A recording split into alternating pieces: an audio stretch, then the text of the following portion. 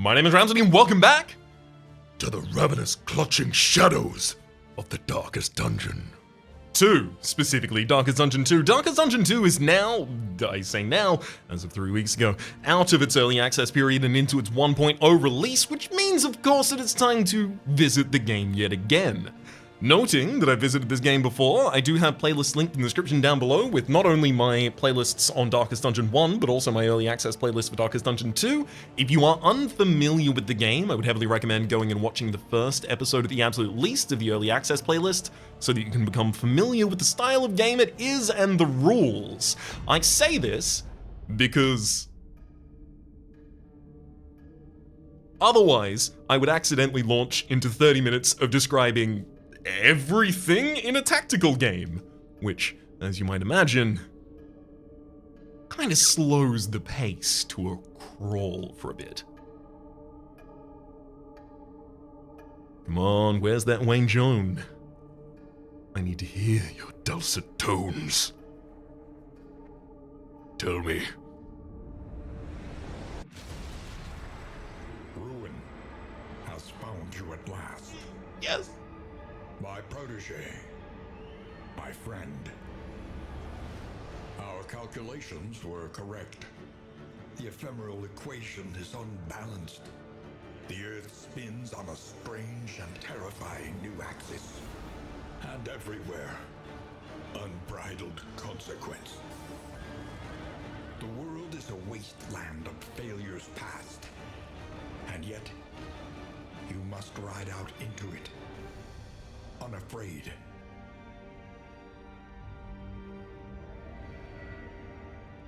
Take this. It is hope. The very last of it. It is yours now. You were bold once. Be bold once more. Free yourself from this suffocating stillness. Fix your gaze on the horizon. And face the fearsome truth of the Darkest Dungeon. 2. In full release. 1.0. Oh, baby, it's good to be here. So, of course, I'm starting a completely blank new save file. Indistinct and ill-lighted. No comfort awaits you here. And as is customary on the channel, I'm not going to be interrupting Wayne June at the absolute least while we're hearing these lines for the first time, because his tone, his thick, grisly, dark tone really helps set the setting for this kind of a game. Let's launch into our prologue, which itself will tutorialize a little bit. I'll summarize as much as is appropriate and possible. If you didn't think the stagecoach played enough of a role in Darkest Dungeon 1, best of luck. I know failure well. I glimpsed it lurking at the ragged edges of your mind. I watched its venom spread through the veins of the world. And I trembled at its terrible reverberations. The crossroads, where lost souls hope to find their way. I don't think best of luck is what I was looking to say there. I think you're in luck is what I was looking to say there. We're going to be spending a lot of time with the stagecoach as we are riding in it between our sections rather than marching as a party down the field. So, 4 heroes are going to be joining us here. We're going to be taking Barristan in front line. More devastating than the horrors of 100 campaigns. The man-at-arms. We'll be taking the highwayman Dismas in the second. Hunted, harried, a fugitive seeking to outpace the past. We'll also be taking the grave robber in our third. Avarice slips unseen into the catacombs of the mind. And finally, Paracelsus the Plague Doctor in our fourth. Indiscriminate science stains the surgeon's hands. A very kind of typical setup for us here, unless... Ooh, you know what? I'm actually going to swap these two. It's the shuffle instead of the usual suspects. And the reason I'm going to do the shuffle here is just because I want to use the highwayman's riposting ability. I'll clarify, of course, exactly what I mean about that once we run into our first fight, but Onward on the way there. and let us hope and enough yet remains of the world. I'm gonna make sure to steer this carriage into as much debris on the road as possible. The bulwark of your denial is giving way. As if I do that, I'm gonna be able to set myself up with a couple of extra drops. So things that are different to the first Darkest Dungeon that are the absolute least worth immediately mentioning. Enemies have death blow resistance, not these enemies, and our turn order is already completely decided and up in the top right. Okay, so Dismas, I wanted you to be able to use your riposte move, which is Duelist's Advance. It gives to us, well, I mean, it gives to the enemy 3 to 5 damage at a 5% crit rate, and to us, it will give 2 riposte tokens. So the next target to hit us will get smacked back instantly. Ooh! Audrey! You are a pyromaniac. You must spend their entire turn using the firebomb skill. That is A-okay, because this is 3 to 6 damage as well as 5 burn on a target, so more than happy with that. Wait! Oh, okay, so this is a negative quirk that's got positive sides to it as well. A 5% chance on round start to force me to use a pyromaniac ability. However, a 5% chance when hit to gain fire and to apply fire to other targets on hit. Interesting, interesting. I want to see more negatives that have some positives alongside them. We've also got Thanatomaniac. You're obsessed with death and what lies beyond this mortal coil. I could have sworn, like, Pyromaniac should be at the top and then Thanatomaniac at the bottom for positive and negative. I don't know. Maybe that's just how I feel about it at the moment. Alright, Noxious Blast. Fire being a DOT, I'm going to try and set up another one of my own. Unfortunately, we are resisted. The resist chance you can see down there in the bottom right. The blight resist chance is 40%, so we weren't even super likely to be able to get that. See how they falter. Strike! Get embarrassing. Probably worth noting the effects of crits on a... see, this is what I didn't want to do! I didn't want to just stand here and just say... This is what a token is. This is how much 50% is. This is how you DOT an enemy. Things of that ilk. I don't want to over-explain as much. There is so much worse in store. Inventory, equipping trinkets and trinkets. Yep, that's all cool. I feel like I'm going to be navigating that well enough on the screen as is, and not need to pull up the tooltip and read that. I tried to record a first episode where I was pulling up all of the tooltips and just reading them every single time,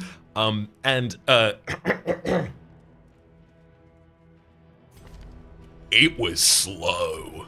It was way too slow. Barristan or Audrey here. So this is certainly one of the uniquenesses of Darkest Dungeon 2. In as much a summary as possible as I can give, we've encountered an event, our characters have opinions on what we should do here, and depending on whom I choose, I can influence our outcome, as well as the relationships between the units that I have. So we can see here that both Audrey and Barristan want to help them, and because of that, if I pick either of them to help, the other one will form a better relationship with the person who I did pick. So Barristan is going to get a trinket from this. Audrey would get some, looks like medicine down there. We can see that on the bottom. I'm going to take Barristan for a trinky. We got the Minor Anchoring Charm. Negative 10% to death blow resist, which is pretty large, but it's also a plus 15% resist to being moved and 10% resist to being stunned. Let's quickly... Ooh, you're evasive. Unfortunately, the evasive quirk here has given you some very positive things, sure, but it's also given you a lower chance at having a positive relationship and a higher chance at having a negative relationship. So not only can the negative quirks be good, but the positive quirks can be bad. More healing given, but less damage done. I feel like that's reasonable to put on Paracelsus at this point. Might not even affect their healing breakpoints realistically. Alright. On the road again. I just can't wait to get on the road again. Seeing faces I will never see again. No, I can't wait to be on the road again. I don't know how that song goes. I don't know why I tried to do more lyrics when I didn't even know the first ones. Because that's the part they play in a movie. You see, You know. even your valley is not immune to the spreading stain. It's what they play over the top of the road trip montage. But they only ever get through on the road again in 2 different bars, and then boom, you're in Portland. Hey, sometimes it's Portland. Can't remember a specific film in which it is, but I'm certain there's one. Alright, so we've got a woodsman in the front line, we've got widows in the back line. The widows are obviously going to be ranged and stress-dealy kind of situation, and then we've got the woodsman in the front, who's going to be a big, tough boy. I'm gonna go for max damage to try and take out one of the widows early here. Slow dissection. An unavoidable end. Unfortunately, the Plague Doctor does not have access to the Plague Grenade for the backline. Oh, fell the tree on the target that has dodge, baby. Not only do I have dodge, this is from the evasive quirk, we get 2 stacks of this at the start of the fight, but it's also dodge plus for 75% chance to dodge that attack, and if you'd connected, we had a block token for negative 50% from the next hit, so I just really don't see you getting that much through me. You know what? I want to prevent stress, so I will act out of order Development. and maybe not as efficiently as one possibly could in order to hit that enemy there. Now, this is worth noting as well. Academic view. Once I have seen an enemy act, Is the natural prelude to action. it will unlock my ability to see the skills that I've seen them use and know exactly how they function. So I can see that the enemy can use Gruesome Reflection to give horror and weakness to any of our targets if she's in the back 2 positions. Pretty cool. Alright. Thankfully, pain doesn't... sorry, weakness doesn't really mean anything to us. And pain is just weakness leaving the body. Let's hit the poison dart on the back line. Excellent. I don't want to block the ability to use that riposte token, but at the same time, I think I'm going to block the ability to use that riposte token. Start continuing. Well done. To hit in the back line. Ooh, Woodsman's going for Protect the Child. Interesting. I'll tell you, something here is that Audrey does have a thrown dagger which ignores guard and can hit the back line, so that's probably where that one's gonna go. Just gonna start working down the HP of the Woodsman. In, yeah, drips and drabs, as it turns out. Yeah, who you protecting, buddy?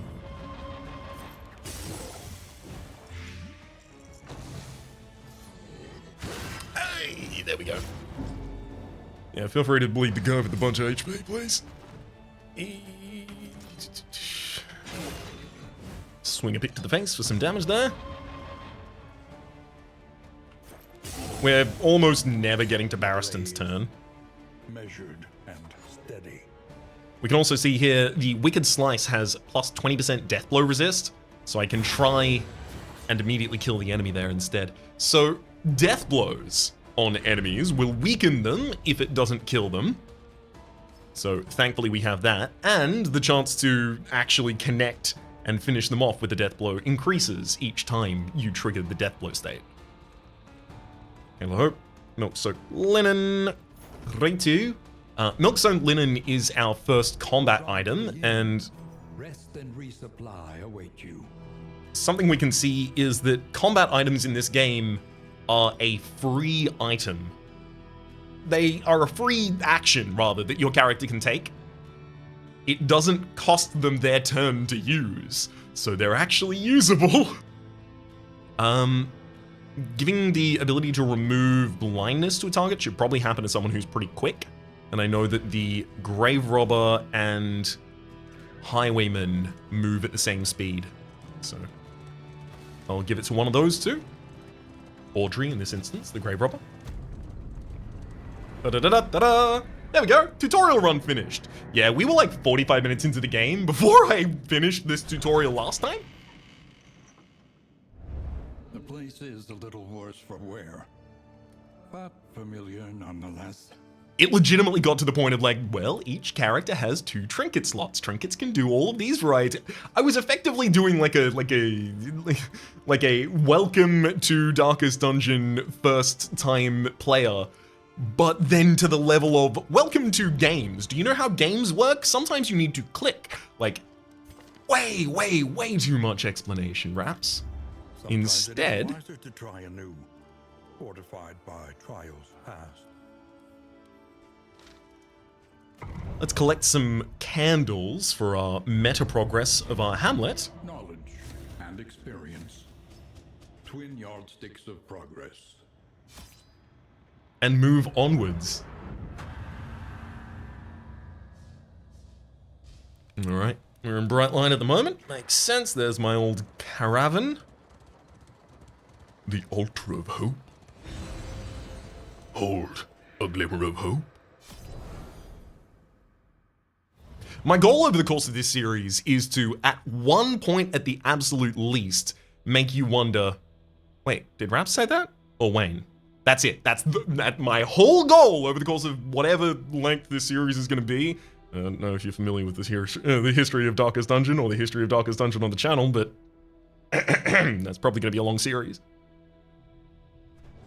Altar of Hope is where I use my candles of hope to tools of iron. Such implements will serve us well. Upgrade our hamlet for future runs. Specifically in the working fields, I am unlocking new things that I can find in the run, and if I unlock them, I will find them in the next run specifically as well. In fact, I think I just get them in the next run. So with my 5, I'm going to be taking 1 trinket. The Prodding Pendant, indelible trinket. When stress damaged, heal 33%. 10% chance to do that. Neat. Take a combat item. A welcome advancement in the science of survival. The Ablative Powders. 3 turns of 66% burn resist and gain on burn resist, negative stress. Sick. A drop of sanity in a sea of madness. We get the Almanac, the Tangle, as a stagecoach item, something I can equip onto my stagecoach in order to have different benefits. In the Tangle, it will give us plus 15% damage, and then finally, new instruments will help us diagnose the world's affliction and overcome it. an inn item, an item that I'm allowed to use at an inn. Think of these as like resting items or something of the such, in order to influence our party. All right, having done all of that, it's time to hit embark. As fleeting as a dying star. And go on a second mission. Or, you know, the first real mission.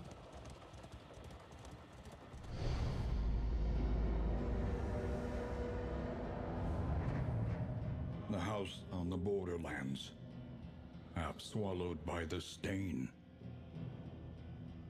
Denial. Let's complete that confession. Denial must be destroyed. One can only assume the shackles of denial they're referring to in this instance are the shackles of denial that I saw in the early access series. I remember our first meeting on the steps of the university. A collegial handshake that would doom us both. Your insightful questions during my lectures gave me pause, and I recognized in you something of a kindred spirit. Despite our differences in age and position, we shared a keen fascination for archaeology, folklore, and, of course, occultism. Dangerous mix there. The crossroads, where lost souls hope to find their way. Okay, so one thing we get to see now is for additional meta progress, that is to say the Candles of Hope, we have goals on our characters. So the Man-at-Arms wants to land the killing blow on 2+ pillagers. Pride, more devastating than the horrors of 100 campaigns. The Highwayman wants to visit a field hospital. The Grave Robber wants to visit a hero shrine. Slips unseen into the catacombs of the mind. And the Plague Doctor would like to enter the Tangle. Indiscriminate science stains the surgeon's hands. Something also worth noting is that you can see the quirks that these characters have. So last round we had, Pyromaniac and Thanatophobic and things like that, right? Thanatomaniac, actually, I think it was. They're going to be different each time. So we can see here oh no. What? Ugh, yikes. Oh, that's so bad. Okay, the Plague Doctor has Breacher. So at combat start, they're going to move forward 3 spaces immediately. They're going to gain 2 tokens for plus 75% block, 75% block of damage for the next incidents. 2 stacks of damage up, so 50% more damage with your next attack, and 2 stacks of taunt. No one can target anyone except me. Oh boy. Ew, yikes. And then, also on top of that, has Head in the Sand. When damaged, they have a 15% chance to become blind. This is tough stuff for Paracelsus to have, but I don't know, maybe I finally start using Incision, their skill that they can use in anything but the back line, in order to bleed a target.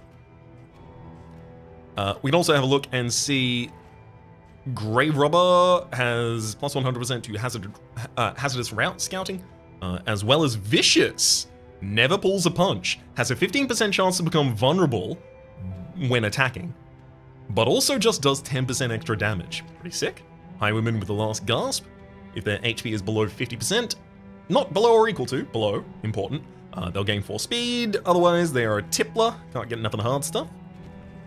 Oh baby. Man-at-Arms, On Guard. You have 2 stacks of dodge and a speed up.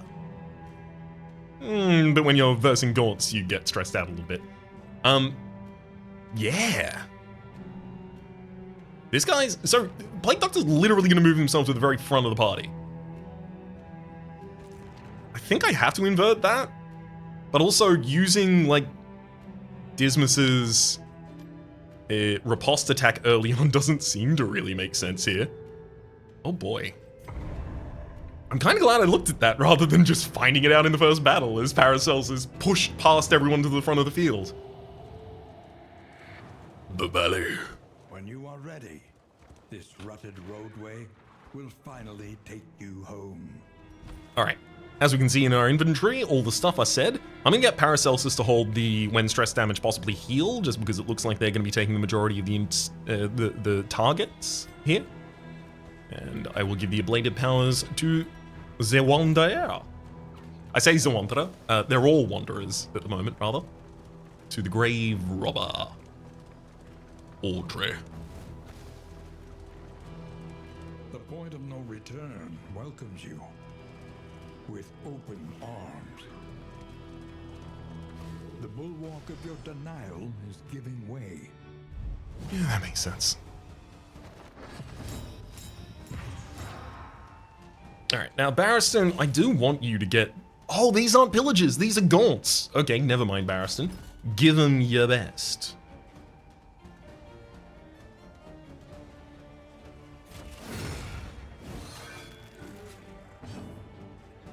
Okay, pistol shot is more damage than the advance, but I can see is the natural prelude to action. That the enemies can only attack up to position 2 on my side from their front 2 positions. So I know that advancing is not going to end up with me getting attacked back. Although I also don't know their second attack, I can tell you personally, the attack of theirs that I can't see is almost certainly the attack they use when they're in the back position to try and move forward. That was 14. Finish this quickly.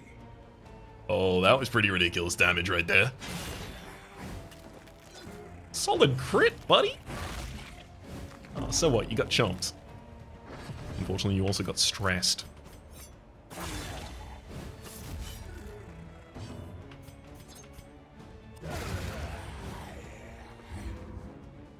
Righto, righto.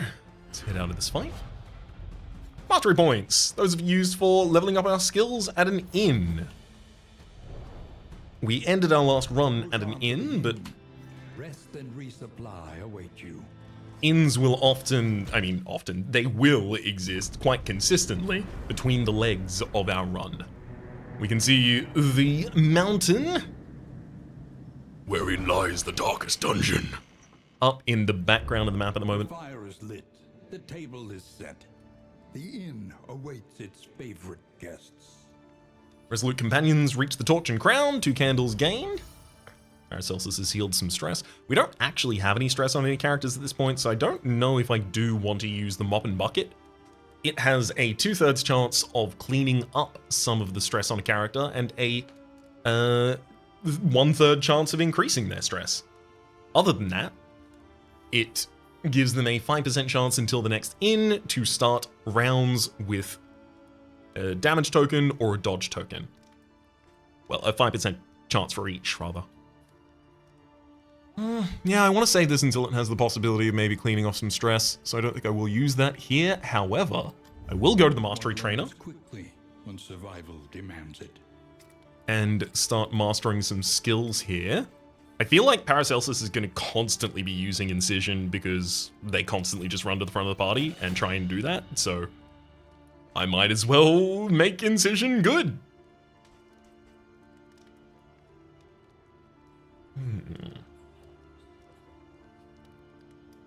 I do want them to have Noxious Blast as well, though. I can imagine a world in which I upgrade Noxious Blast and I try and use the 2 members of my party that have the ability to move themselves forward during an action. So Barristan, who moves forward when they use Rampart. It just, on the base level, moves us forwards, tries to knock back our target, and gives them daze. On the level after that, it stuns them if they have combo. A combo token is placed on a character to set up the combo effect of something later. Unlock the true potential of one of our other abilities. I'm going to use a Poison Dart upgrade here as well on Audrey so that I have some more access to DOTs. I think I'm also going to go with the Duelist Advance on Dismas. Barristan, you really should upgrade something.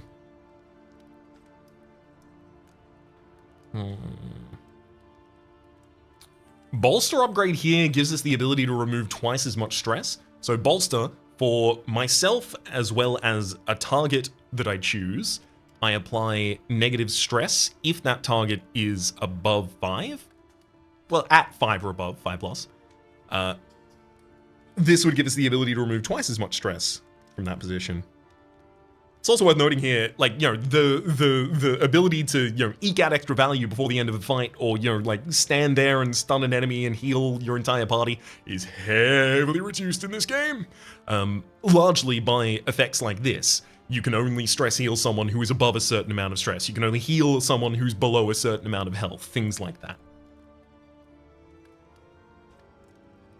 Hold the line. Love isn't always on time. Do I want to maybe hold the line? That's a really good way to move forward.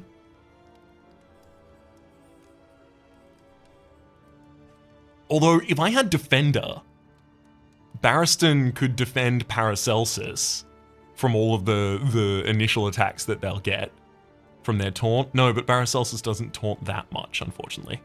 They just taunt for 2 attacks. I want to upgrade Bolster. I really do feel like I need more projection of damage, so I think I'm also going to upgrade Thrown Dagger, literally just to increase the crit chance as well as its damage by base. So having spent all 5 points of that, Is leagues away. Plan accordingly. I'm going to go and install the Stagecoach item, Almanac at Tangle, the Tangle rather. Good. The first of many forks in the road. An Choose your improvement. path and ride out unbowed. Alright, so, I get to choose which region I want to go to now, and we can see different effects, like the maze has plus 300% to path choices. We can also see there is a goal in each region. The goal for the Tangle is complete the region with no Stagecoach item equips. That's the Tangle, though. I just got the Almanac, so that I would... Wait, I have to take my 15% extra damage away if I want to go there? What are you talking about? The reward, however, is the academics map, plus 100% to academic Keisha's location scouting and studies location scouting, so I can guarantee that I can go there. What about my characters? Does anyone want to go to a specific position? Wait, where are you? How do I look at my people? Hello. You want to go to the second inn. Wait, all of you want to go to the second inn? Okay, that's not the mission I'm looking for. Ah, here we go. Hero goals. Yep, entering the Tangle. That does it for Paracelsus. Definitely going to be going to the Tangle then. Complete the region with no stagecoach item equips. But I get plus 15% damage from my stagecoach item, and we are very early on in the game, so it's entirely possible that things will be pretty mean to me. The front lines of a war that was never fought. I don't think it's appropriate for me to waste any resources here. Or rather, spurn any possible advantage that I can get here in this run where I am otherwise not particularly prepared.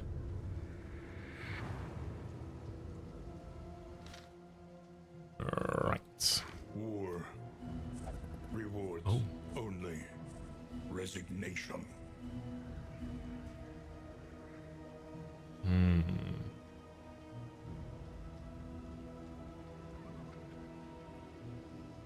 So we can see the map ahead of us.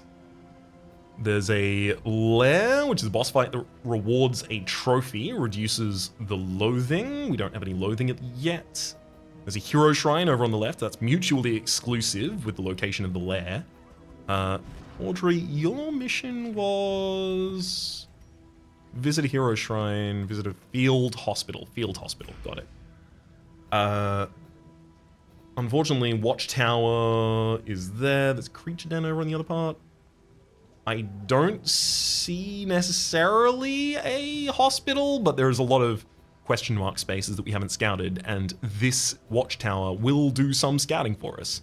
Unfortunately, the only two spaces that we can go to that are question marks afterwards are at the very end. Anyway, far too far in the future for me to really consider at this point. I don't want to plan everything ahead of time. That's a great way to make plans that are very fragile, frankly. Okay. So do I want to try and rotate some characters here? For the sake of Dismas and Barristan.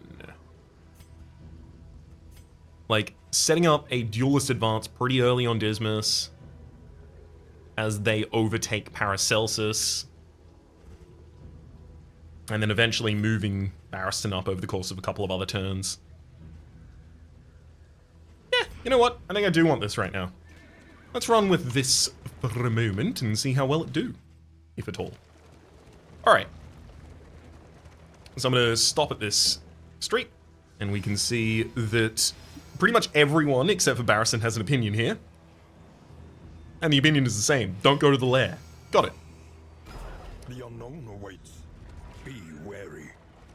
If I had chosen otherwise, if I had chosen what they did not recommend, those characters would have become stressed. Alrighty then. Urchin Widow. We can see the Urchin in the back line seems to have not that much HP. Oh, 5 to 9 damage I think I was doing there, and I only did the 5. Rough. Let's duelistly advance. Nice. That managed to actually increase the relationship between a couple of characters. Love it when that happens.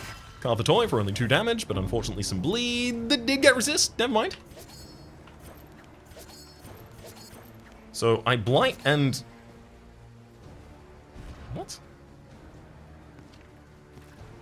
Oh, I didn't upgrade your... Huh, interesting. I thought I'd upgraded the Noxious Blast, but I haven't, which is fine. I'll use Incision. Ooh, 12 damage is pretty good, but not bleeding, isn't?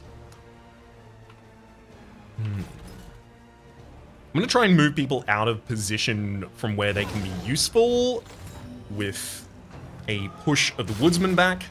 Yep, and then the Urchin has to do a desperate move to try and move backwards. So we can see here the Urchin in the first position only has the choice of move to the back and try and blind a target, which is relatively minimal in terms of effects. Okay. I can target this urchin, but only if I'm using flashing daggers, because it targets 2 positions, one of which just happens to be where the urchin is. I wouldn't be able to target the urchin directly, though.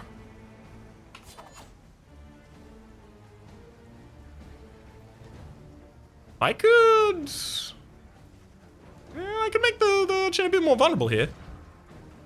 How far can incision protect damage? Not far enough to get the urchin. Okay, fair enough.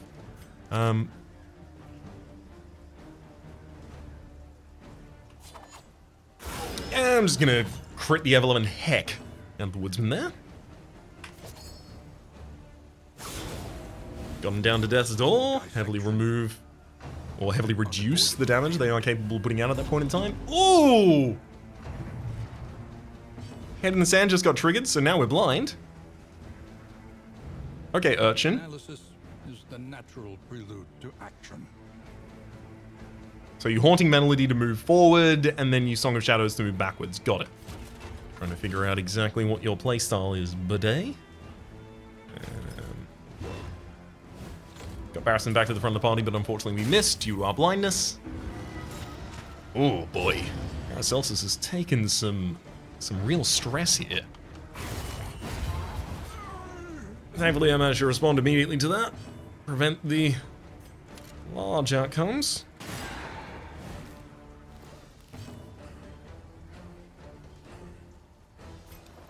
Sure, I'll try and blinding gas that character. Ooh, nice. I actually set up a combo on them. Get him! And that combo set up a plus 50% chance for the Grave Robber to crit. For a total This work is noble and necessary. of 80% chance to crit. Nice.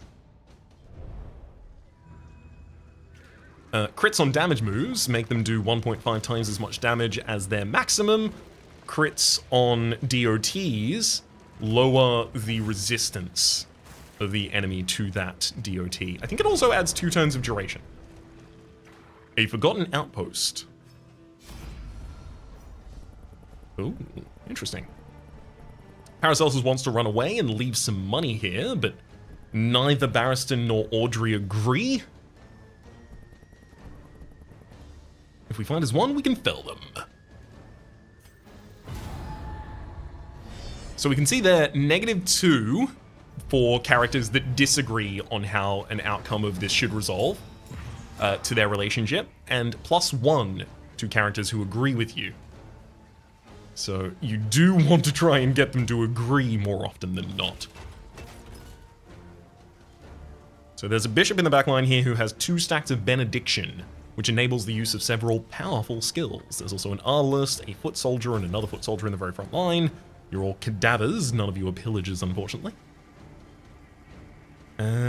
Let's try and move people out of position by striking this Foot Soldier and trying to push them backwards, and in doing so, pushing an Arbalist forwards. With the Arbalist here, just gonna try and bleed the heck out of you. Got him. Didn't even need to bleed.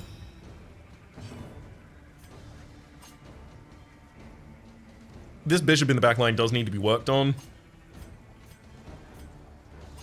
As much as I want to try and poison them, they do have a 30% chance to resist. Oh, got him. And that blight over the next... Ooh, 14 damage reduced to 3 by our block token there. Love it. You just resurrected. Well, that was that's all your Benediction used. Fair enough, at least. But yes, the blight on this character will be dealing 12 damage. So, very, very effective. Let's try and take down the Arbalist again before it ever gets in action here. Be really mean to it. Oh, dang. Oh, no, wait, it still hasn't acted. Stop smiting my characters. Wait. Now it's dead.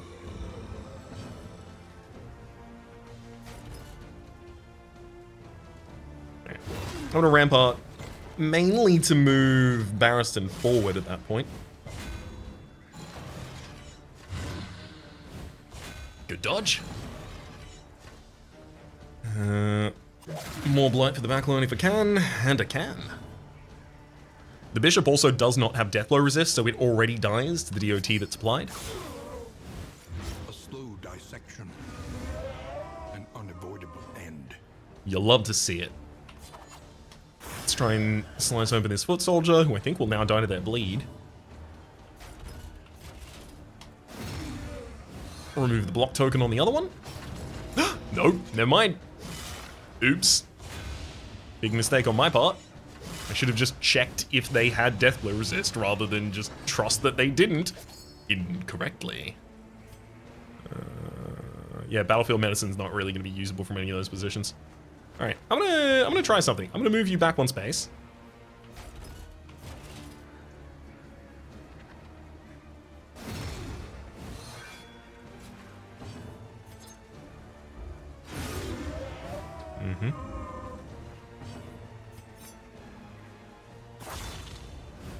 I'm intentionally hitting a corpse there rather than the actual enemy. Good. Deathblow was resisted, and Paracelsus acts first. The reason I wanted to do this is because Paracelsus has battlefield medicine. So if the target is below 50% HP, they will heal 20%, so you get +6 health. And then I will kill this. Although it also ended up costing me 7 health on Dismas, so maybe that didn't help us out actually that much. In this world, wealth is worthless without purpose. In all worlds, in all worlds. Okay, yeah, definitely the Hero Shrine, which is Audrey's hero quest. Barristan disagrees fervently. Also going to be healing as we are traveling along the path there, so we can see we got a little bit of HP back on a couple characters, I believe. Yeah, Dismas is certainly no longer showing any harm. Yeah, I mean, I guess all of the targets stress us. Actually, yeah, all of the targets on board stress us. So maybe I should be much more specific.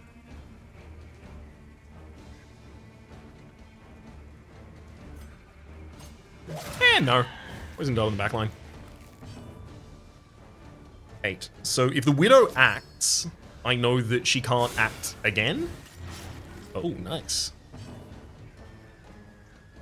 Actually, never mind. I can prevent... There we go. Both of those units have no deathblow resist, which means they will just immediately fall to the ground as soon as their turns begin. Taking 2 units out in a single turn is pretty good. Not extremely common.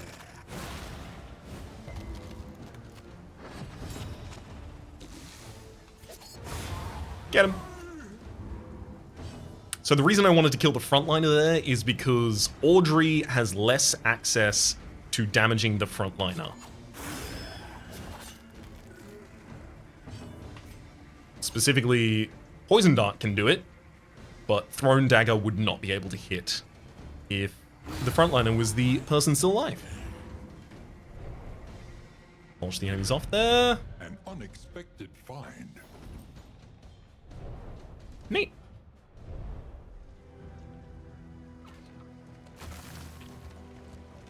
Well, let's keep on keeping on. Tangle's going okay so far. Accidentally completely steered out of the way of 2 pieces of debris there. I'm gonna be kicking myself about that. The Shrine of Reflection. Echoes of the past. Now, in the early access version, I got Barristan and Paracelsus. That is the Man-at-Arms and the Plague Doctor. I got to do more of their Echoes of the Past. But I love the Grave Robber. The Grave Robber is like my favorite character out of the 4 currently on screen. Of course, the others are Jester and Houndmaster. Obviously. Obviously. I don't even know if Houndmaster is in this game. I've been trying to avoid any and all spoilers for this, and let me tell you, it's been hard. Audrey. Tradition droneth us into each other's arms. Or estates, rather. Let's see the echo of your past. Grave robber. Chapter 1. Luxury's lap.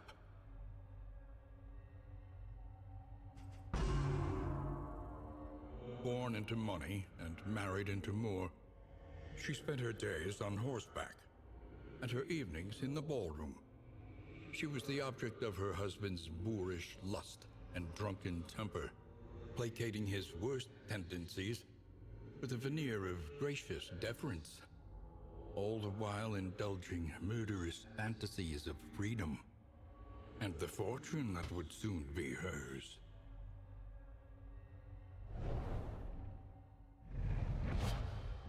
Resolved. Acceptance is a journey. We get a mastery point as well as the Dead of Night. Oh, that's a sick outfit. The Dead of Night, which can be used from any 4 positions to any 4 positions, and it clears a target corpse, and we gain 33% health as well as stealth for having done so. Sometimes I think I do need to clear a target corpse so that I have the ability to reach the units that I want to be attacking.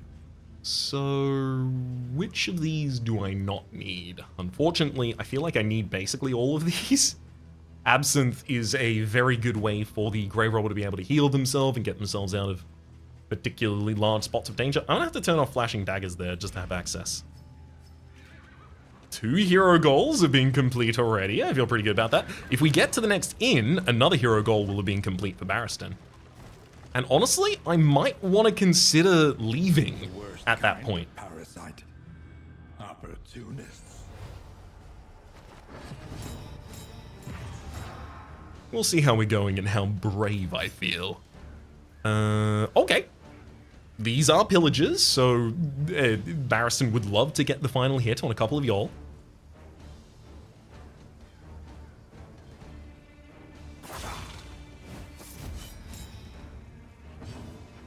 And in order to reveal...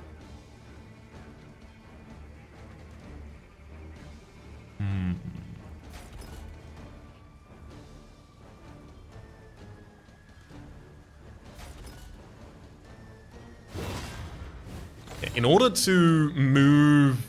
because both of them attack the same target, they got a better relationship with one another for following up. Sick. If both of them move Paracelsus back by moving forward past Paracelsus, I now have access to the Noxious Blast that I would be able to throw on a target, but I also think that the Incision is very likely to be much better. Yep, because it killed the character. That's how I know. Ooh, that's actually a lot of information we just got given. So, Taunt says, enemies are forced to attack this target if able. So the fact that the Pillager from the back 2 positions... Sorry, from the first 3 positions cannot attack our 3rd position, otherwise they would have, means that none of their moves allow them to attack the 3rd position from the 3rd position. Pretty cool, pretty cool. I am going to put Blight on the target that has very low resistance for it and hasn't acted yet. Oh man. Real riposte hours here.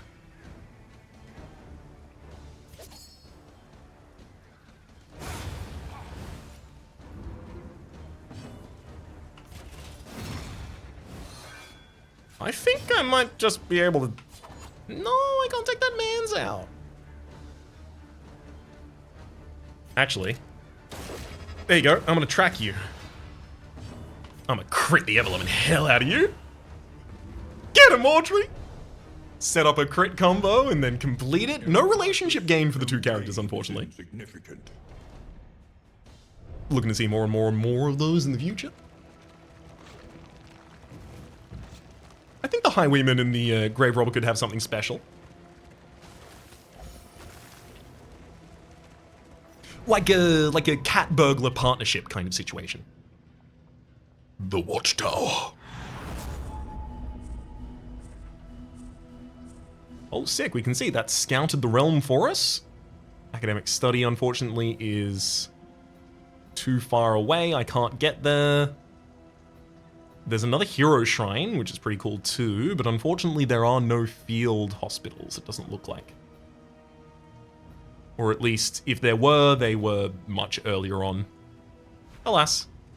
So without a field hospital, I'm not going to be completing Dismas's hero goal here for a little bit of time at least.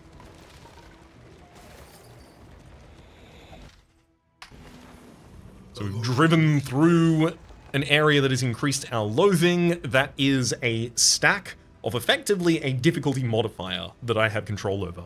So with only one loathing, I'm getting plus 10% flame drain and 20% chance for the enemies to have advantage over us at battle start. You can also remove loathing by going to and fighting hallway, not hallway battles, sorry, room battles, not hallway battles specifically. Some existential shock. The poor devils roam aimlessly amidst the trees. Yeah, for instance, this is an on-the-road battle, right?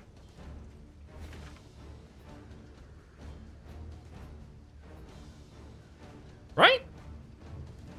I think? Yeah. Right? No, Oblivion... Never mind, this is where we are. Yeah, this is not an on-the-road battle. This is a location, a node battle. And that means it is going to reduce our loathing if I complete it. Handy. 12 of the locations are going to increase our loathing. But I'm definitely not going to want to run.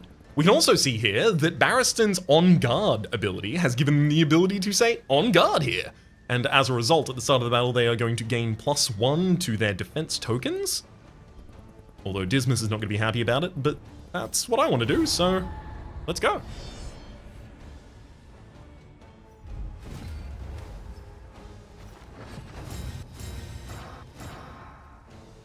Love it.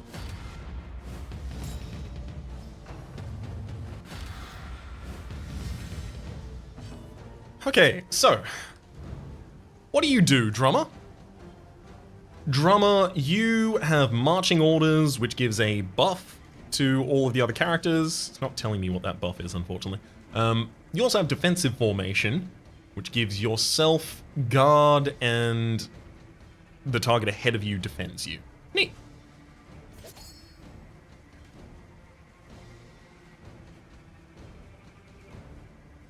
The fact that Incision does so much damage right now makes me feel like I really should target the person who can take that damage. As in the person who doesn't have 2 giant block tokens on them at all times. I do really want to get rid of the Drummer as quickly as possible, because I happen to know one of their other abilities. As repulsive as it is. Oh, I love their animations. I happen to know that one of their other abilities is, if I'm the final person on the field at the end of the battle, I will stress everyone out.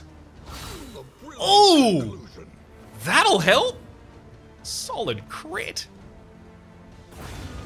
Oh my god.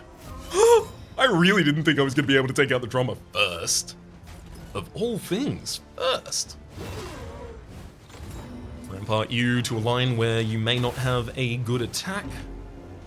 Oh, Piercing Bolt. Okay, so that went through both of our block tokens on Paracelsus there. Good gosh. Glad they had so many tokens on them. Unfortunately, they are not below half health. I really wish they were. 6 damage to the Arbalist in the backpack.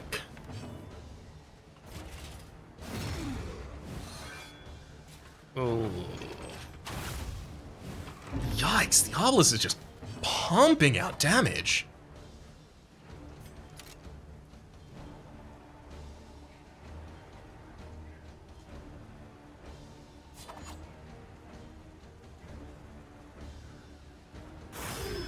I don't really like anything that Dismas can do this turn, unfortunately. Well, at least there goes a couple of the tokens for the enemy. Yeah, I'm not going to be able to take out the foot soldier in the backline in time, unfortunately. The Blinding Gas is a 25% chance to inflict the target with combo, and also, against each of you, is a 90% chance to blind you. Let's do that. Nice. Unfortunately, the enemy managed to connect with me despite being blind.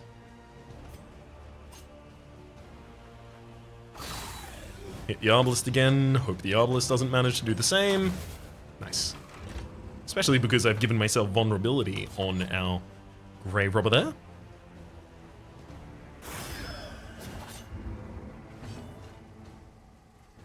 I'm gonna have to use Battlefield Medicine from Paracelsus on Paracelsus for plus 6 HP.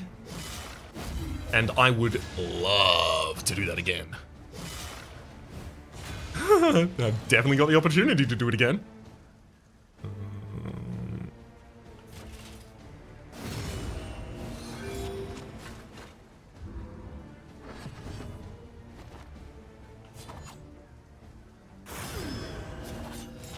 Even with the negative 20% death blow resist. What?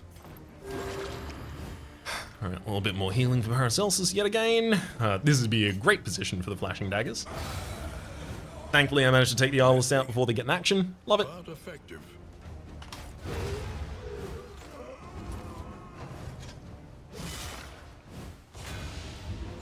Alright, so I'm going to try and wait until after Paracelsus' turn to take out this foot soldier. But I just realized that's not possible. So instead, I'm going to eat a grave for some HP. And then just remove you. Paracelsus was acting immediately before the enemy. Would not have worked out in our favor, unfortunately. This weighty gloom, a spark. A minor anchoring trinket as well as the unwavering standard. Each hero on combat start has a 30% chance to get a block token, gain on miss. If you are the first in the turn order, you become weak.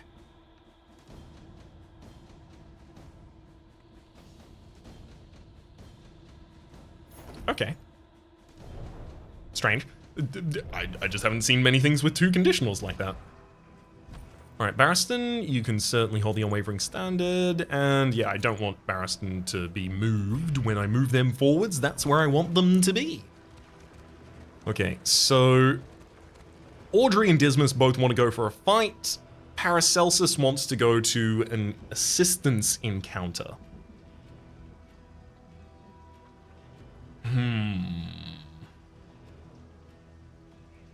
Here's something I need to know. This node increases loathing, but also, as a resistance encounter, so a fight, it will reduce loathing. Which of those will take precedence? Which of those will occur first? I'm gonna go for the resistance encounter. Also, a reason to do this is Paracelsus will become stressed, and in becoming stressed up to a limit of 5, they are now available to bolster and stress heal. And grasping shadows of what they once were. Sick.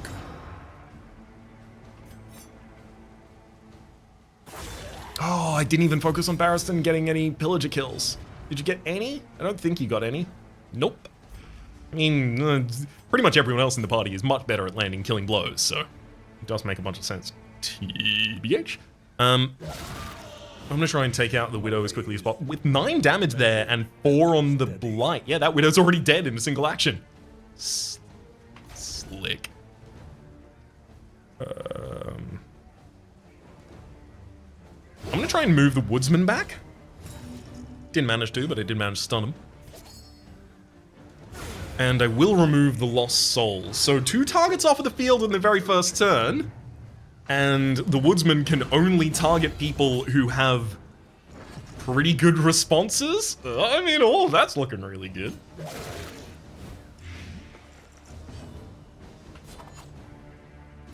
Excellent. Oh my god, the crits. Paracelsus, you absolutely need to do some self-healing right now. And Barristan, you are going to stress heal Paracelsus for us. Enemy fells the tree, but they only do 4 damage because of my block tokens, and then I'm pretty sure the rest of this is just going to be styling on the Woodsman. Solid crit. Any stress heal from that? Dang, unfortunately, no. Persistence will overcome even the greatest of threats. Getting very little for all of these, but that's okay. I'm not taking a particularly risky route. I mean, if I did take a risky route, you know, I might die to the lair boss in the first episode.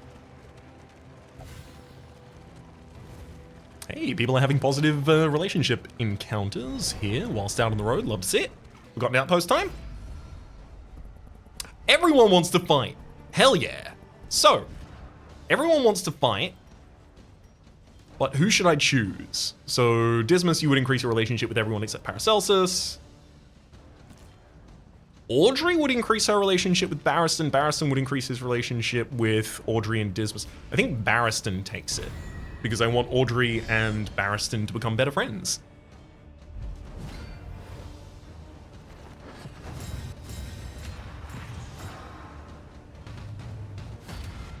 Alright, we've seen this kind of battle before.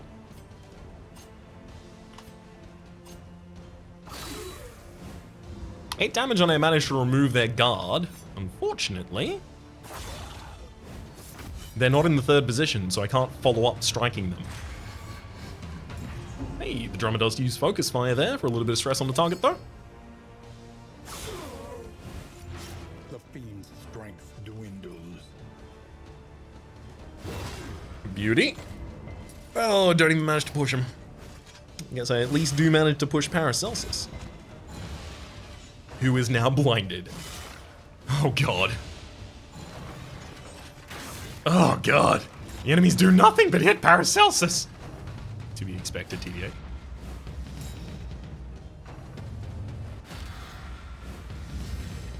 Stop buffing them.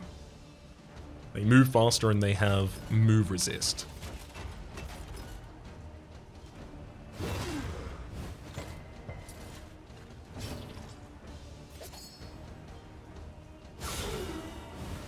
I think I'm okay with rolling Death Blow resist on that foot soldier for a bit.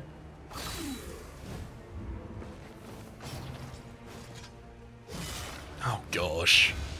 Really? They're putting solid work in against Paracelsus constantly here, and I do not like it. I could try and prevent this foot soldier from taking a turn, but you already bleed enough that you're going to become weak as soon as your turn starts. So I need to... Yeah, there we go. Focus on the drummer, I think. Ooh, get got. Absolutely responded to. Unfortunately, Paracelsus gets a death blow as soon as they start their turn, but I can use Battlefield Medicine on them in order to clear their bleed and heal them up. I could also just pass the turn to heal, but because that character also does have access to a heal by default, I feel I should probably do that, right? Let's take out the Arbalist, preventing any more aggressive targeting of the Plague Doctors. Actually, it doesn't prevent any aggressive targeting of the Plague Doctors line. I did just remember that this target can use Atrophic Cut up to the 3rd line.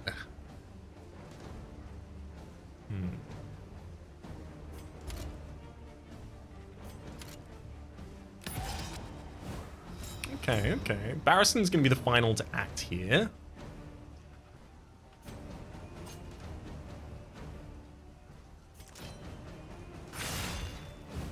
I'm gonna see if I can get a self-heal out on Paracelsus and then have the enemy die to the DOT. Nope. They use Death Sword and then they crit my character. Yeah, I totally deserve that. However, as it turns out, this is actually way better for us because now 2 characters are above 5 stress. So when I bolster you, I remove 4 stress from the party. Hell yeah. Legitimately, actually incredible. Then I will also do another self-heal. Yep, as it turns out, waiting there was correct. Messy. There's far fewer positions in this game than there were in the first, where, you know, stalling for an extra turn like that is useful, but that's one of them. The loathing whispers. Okay, so it looks like I got the loathing after I cleared the loathing. Unfortunate.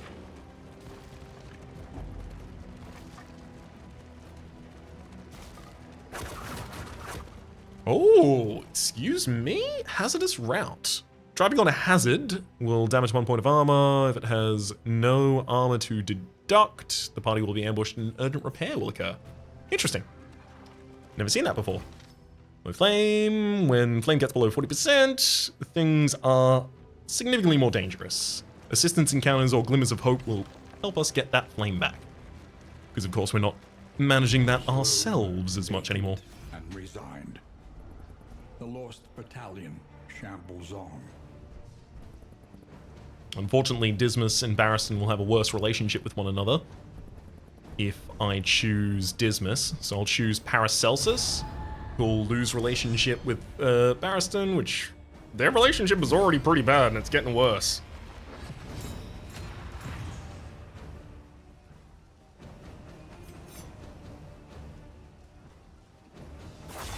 Let me take care of this obelisk. I don't love the position of Audrey right now. Audrey, rather. I actually feel like maybe I should move. Yeah.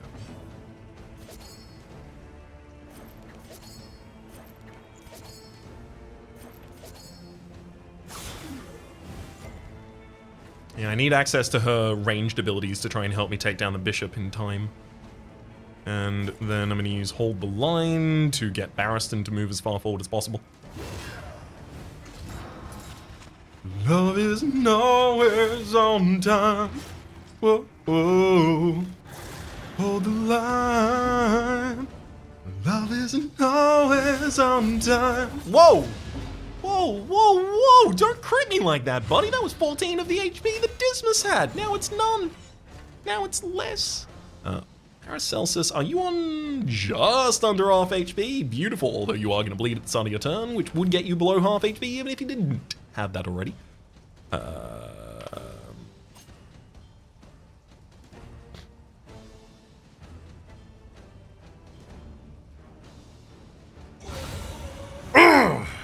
Okay, obelisk down. Now it's time to focus on the bishop in the back line, personally at least.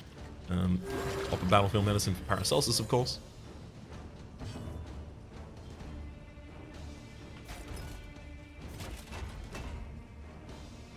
I'm gonna cure 2 of the stress on Paracelsus as well. And you know what? I'm gonna set that guy to death's door. Stop critting me! What are you doing? Why is it a 1,000,000,000% crit? If that corpse is still there... Oh, how dare you. If that corpse is still there, unfortunately, it looks like the bishop might revive it immediately. Which I would not like to see, actually. I don't want that to happen.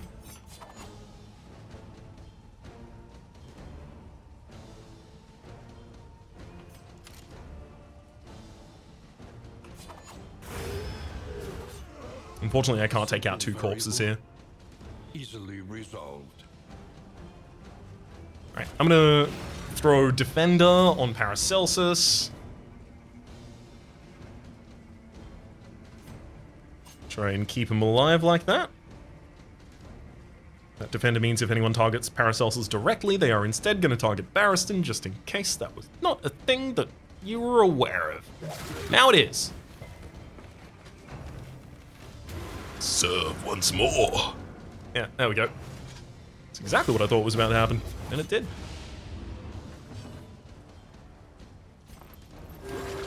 Paracelsus, you absolutely must get off death's door. And honestly, until the bishop is dead, I'm not gonna do almost anything else. For a while, I feel. Yeah, I'm gonna try and give you a combo token, or at least blindness. I have given you blindness. I didn't need a combo token to set up the crit there, as it turns out. Cleared with impunity. Already had access to that one. Push a foot soldier.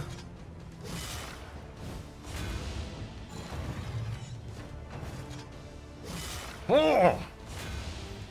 Stop atrophying me.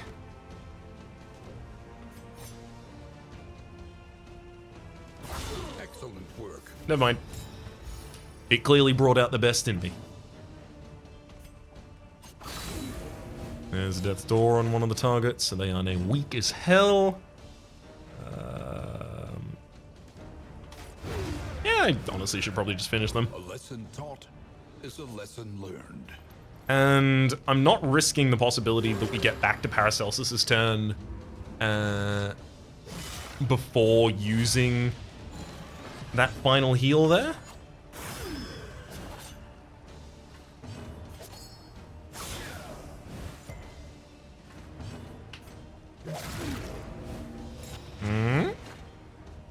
Hey, death blowed by bite.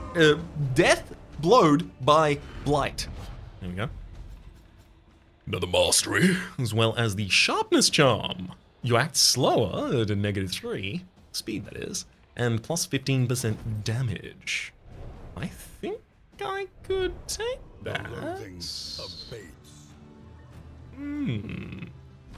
Honestly, I think I could put that on the Wanderer. I think I can put that on the Wanderer. The only non-unique thing. Audrey, Grave Robber, Wanderer. I think I could put that on the Wanderer. That's my impression of myself. It's just slightly higher. Slime mold. That's an in-item for food, unfortunately, so I can't just feed them on the road and get their extra HP there.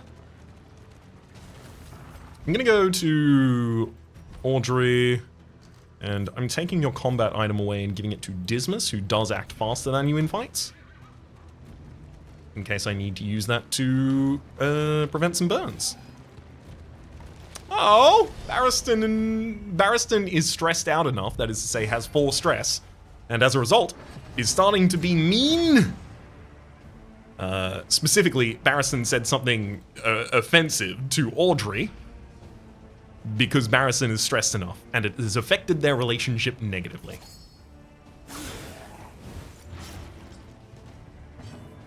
The urchin is already dead.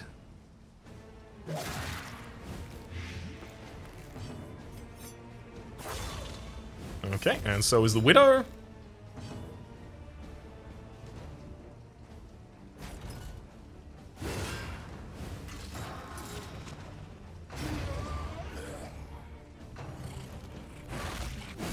Love to see something like this.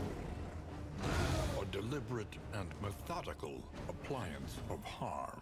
Oh, thank you. I thought so myself as well, buddy. Paracelsus maybe should have just healed last round, noting that... A simple variable, easily resolved. You know, we would have gotten some health out of that. Might have taken a little longer. I don't know. Maybe it wasn't. Maybe it was best to just kill the unit before its turn and heal, quote unquote, by preventing the enemy from even acting. Uh-oh. Cultists. They emanate from the great evil of the mountain. They appear at Oblivion's Ingress and Oblivion Rampart. The last location before an inn is always an Oblivion's Rampart. It's also always a tough fight, but the rewards are always also good.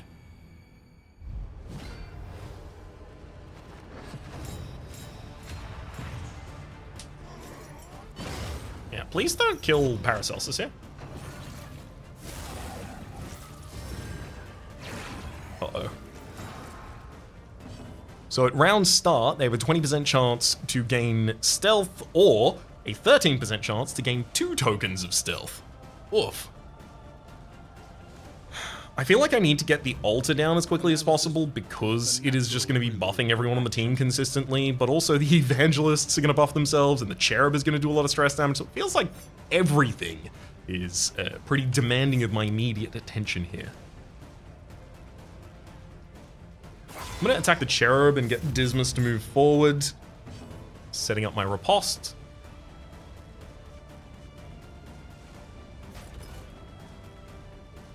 I'm also going to rampart with Barristan here to try and move the cherub forward, hopefully out of position for them, as well as move Paracelsus back.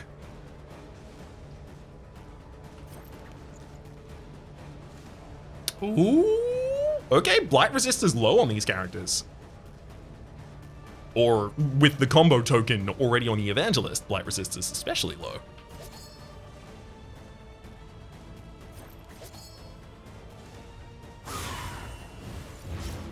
Nice.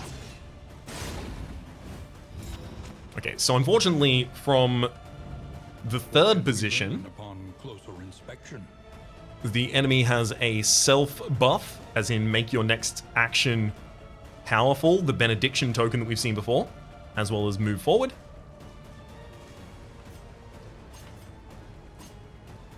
Unless I crit, I'm not going to be able to take out the cherub. Sick. To be fair, it was a 30% chance to get that crit.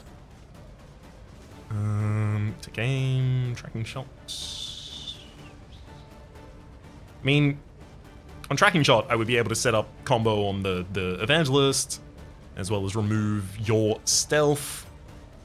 But I feel like I'm probably in the position where I need to just work my way through the evangelist that I currently have physical access to. Let's get Barristan to move to the front of the party. Ooh, a blood commune that misses. You'll love to see that. Flesh weaving from the altar in the back line to give regen? Excuse me? 6 health for the next 3 turns. Yeah, I'm just not going to focus on that character for a period of time here. 50% chance to hit, unfortunately, because Paracelsus is currently blinded. I could just use heals of Paracelsus for the next couple of turns, but no. I'm going to need damage.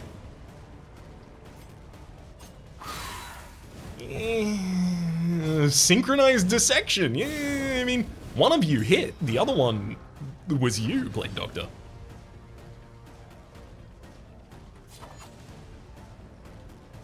No death blow resist, please. Excuse me? Excuse me? Excuse me? As I was hovering over that character with my Wicked Slice, it did say in the bottom corner, 0% death resist. Why did you death resist? Buddy? Pal? Dude? Guy? Friend? Bro?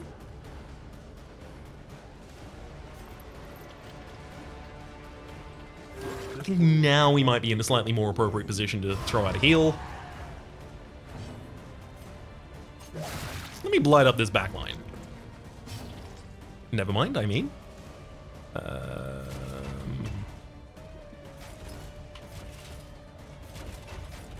Unfortunately, I can't directly target that evangelist.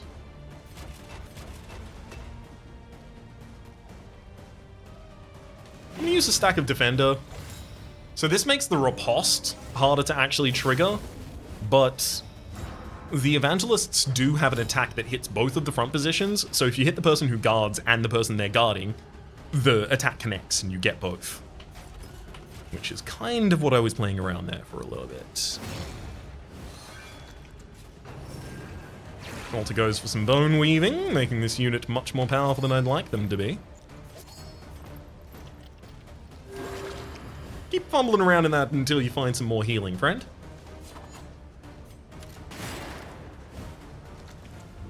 Come on, and... oh!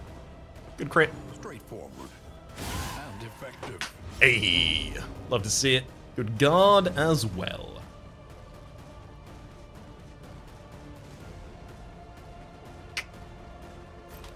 I'm going to use Ounce of Prevention here, which is a 3-turn cooldown in order to give 3 turns of plus 15% to DOT resists, as well as plus 15% to disease resists. In crisis, to all of my characters. we can rely only upon each other. Unfortunately, with Audrey not capable of doing too much else at the moment, I'm going to destroy a corpse.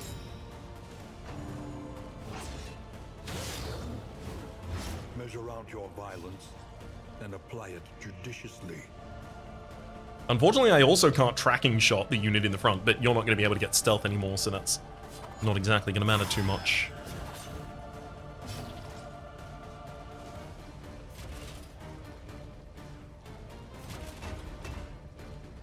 I'm going to have Barristan lower their stress by 2, trying to make them less aggressive and offensive while we're out on the road.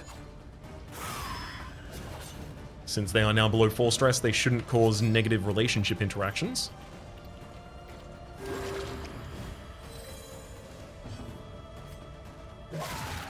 And... I mean, look, the fight's not over by any means. What? The enemy decided to buff for their final turn. So, yeah, never mind, the fight's over, by all means.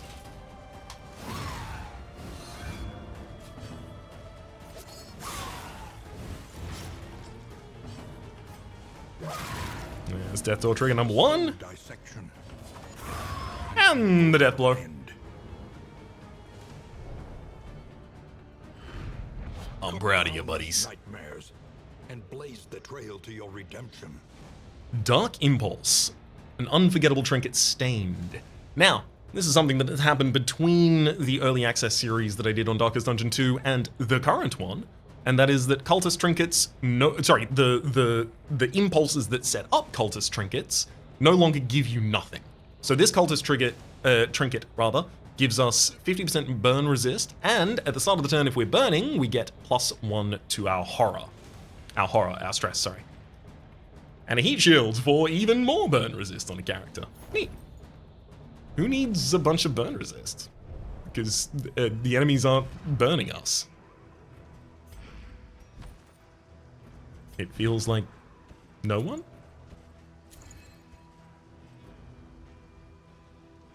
$113% burn resist. Seems pretty good. Harrison's very low on health at the moment. Not happy about that, frankly. The hearth calls out to the weary.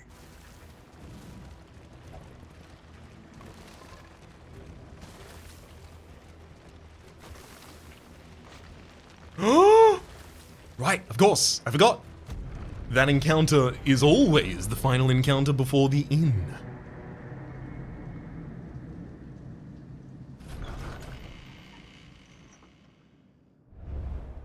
We would come here in summers of years gone to write, think, and rest. We've made it to the Limping Mule. We've gotten 8 candles for having done so. We also got 1 quirk for each of our characters, it turns out. Paracelsus got Needler. Sharp wit, sharper words. A -5% chance to form positive relationships with other people, and a +10% chance to form negative relationships with them. Audrey gained misses the mark. On turn start has a 50% chance of becoming blind. Barristan gained sickly, -20% to disease resist. Dismas gained -5% to crit from flawed release. Wow. Wow, y'all. No positive quirks. None of you. Not a single one. The means of mastery. Your coach must be maintained if it is to carry you where you must go. Okay, so if I went to the Sprawl, I would have -20% heat resist across the entire party. Secret safe would be fight 6 or less road battles. Keep it secret. Keep it safe. We'd get 3 more candles of hope. I'm going to throw a mop and bucket on Paracelsus here for the chance to reduce all of your stress. Neat. It works. And you know, I think it's possible that for one of our early runs here, this is an appropriate time to pull out. Learn a little and begin again. If we end the expedition here, we will, number 1, re-roll all of the heroes here that have such strong negative quirks on them. Number 2, we'll gain all of these candles to go and upgrade our Altar of Hope in order to have a much more powerful next run. And number 3, we can start a new run at the start of the next episode. I feel like this is appropriate. Like, you know, what's the word I'm looking for? The words, rather, I'm looking for. You're laughing. My mule don't like people laughing. Heal to 50% and get -1 to stress. I think that's just while we're on the road. Interesting. 4 mastery points? Yep. Nope. I think it might be time for us to end this first expedition. Discretion is the better part of valor. That's what I was looking to say. Collect this hope, end our expedition.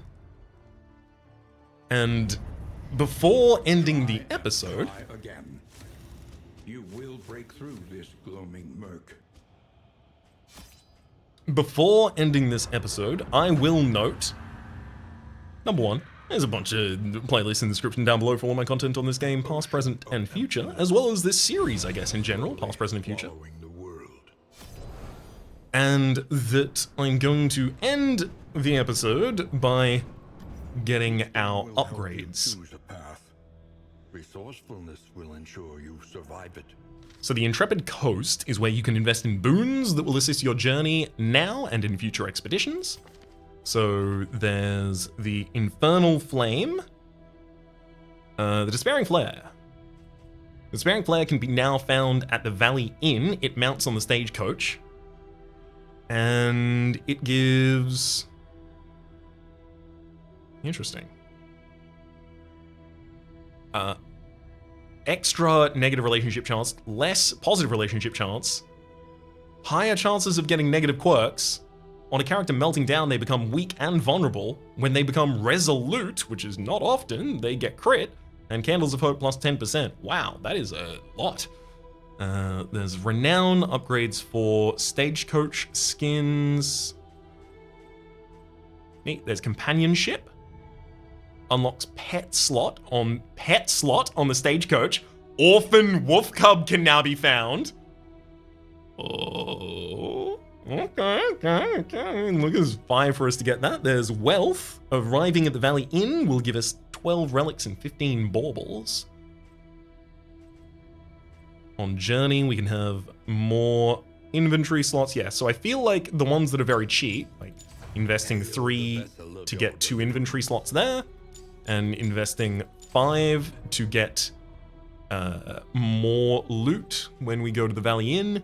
Another 5 would get us 5 to location scouting and route scouting. I know that doesn't seem especially important, but let me assure you it is. Increased chance that candles appear at map locations if I invest 6 into charity here. These wheels are invested with noble purpose. Seems Every rotation, blessed rest for the warriors of our cause. Seems worthwhile, frankly. Now, I'm gonna move to a different location. Memory is the hearth that warms the mind. The Timeless Wood. Here you can unlock the ability to imbue heroes with memories. Each memory will remain with that hero as long as they are successful in their expedition.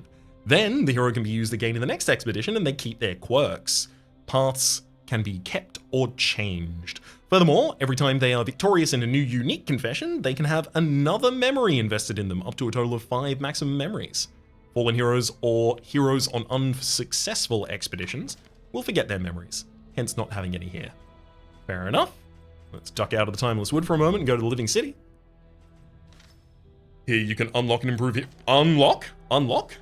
Ooh, unlocks Hellion. Yes, I can unlock the Hellion with only investing 7.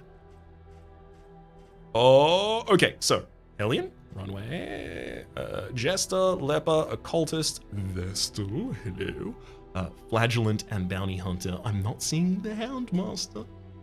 I do really want the Hellion, possibly before the Jester as well. Hellion. So, Presence. We've unlocked the Hellion. You are a front rank character that does a bunch of damage. You have Bleed and Bloodlust. Love to see it. Looks like 2 candles on any other character will just increase their death blow resistance. Oh! Okay, so there are hero paths for characters, which give them specific effects. So the rogue hero path here, which if I invested 6 candles into the Highwayman, I would unlock, gives him 25% extra damage if he's in rank 1.